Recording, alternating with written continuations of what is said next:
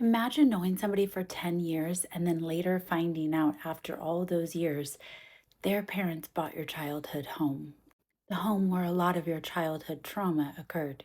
This is a true story. Hi, my name is Key. My purpose is to protect the children, but I realize we must learn to protect ourselves before we can protect the next generation. Let's talk about it. My friend Ruth, who I had known for many, many years, did not know where she lived, invited me to her baby shower. I look on the invitation and the address looks vaguely familiar. Me being on the case, tried to look it up and the house was blurred, but it looked like the exact location of my childhood home. So I asked her, Ruth, is it possible that you live in my childhood home? She said, I doubt it. My parents bought it a long time ago. Told me the year that she bought it, or they bought it. I said, Ruth, that's the age when I was 7 when we moved to my next house. Well, all these years later, come to find out her parents were the people that bought the house off of my parents. What are the chances? Today, we're going to talk about trauma and why it's important that we go back. Today, we're going to talk about why it's important to return, witness, and integrate this information and these memories that might come up. There might be controversy where people say you might get re traumatized by something by going back to, especially our childhood wounds. Now, set and setting is really important.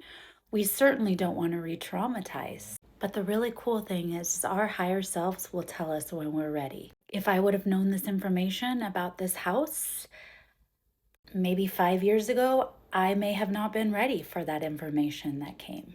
And so the universe knew that I was ready to go back. And I realized not everybody gets that opportunity to be able to go back to their childhood home and energetically reclaim that little child back to us. This is a chance for our adult self to look back at the child self with love and compassion and unconditional regard. Wounds are like this mirrored sticker. Okay? It's green for our heart chakra, so loving ourselves and loving others. So, what happens in childhood is we have traumatic events. And so, what happens is these pieces of us, like a mirror, get stuck in time. Do you remember being a kid and putting stickers on your face? Just me?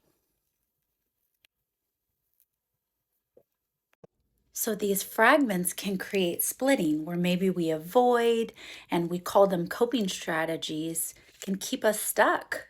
Trauma doesn't just hurt the past, it steals the future. And so when we're ready, our higher selves will call us back to reclaim those fragments. But many of us, especially when we're not ready, will avoid, will use ego defense mechanisms like denial or minimizing, right? Like the things that were taught to us to not go back and reclaim them. But this can keep us stuck. You've heard me say this a lot. You can't keep living only from adaptation. Those things were adaptive for you in childhood and they become maladaptive in adulthood.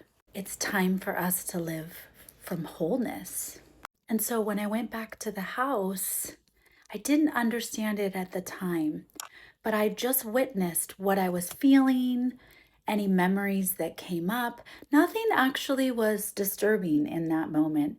It actually made me really happy that this beautiful family had lived there for so long and made new memories. And it had a really good energy, which was really cool.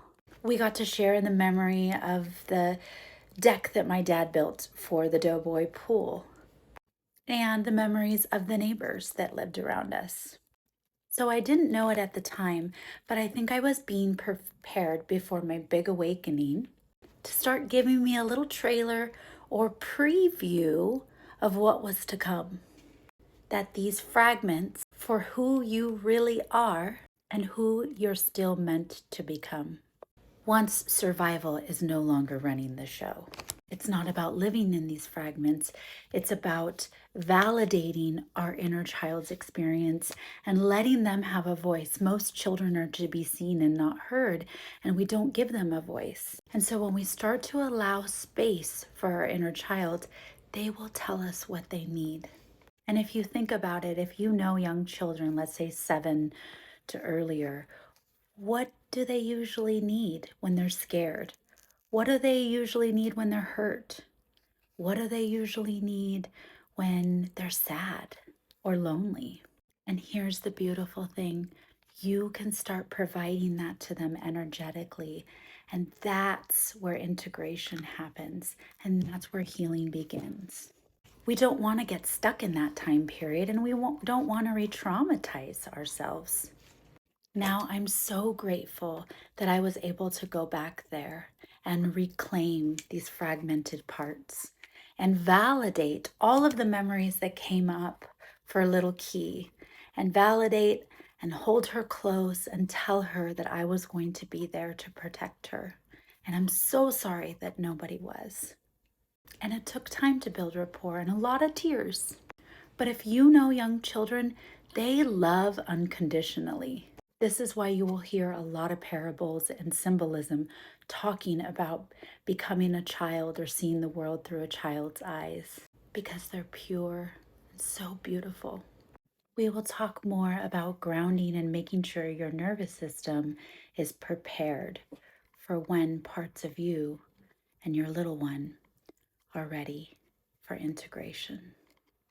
I love you. You got this.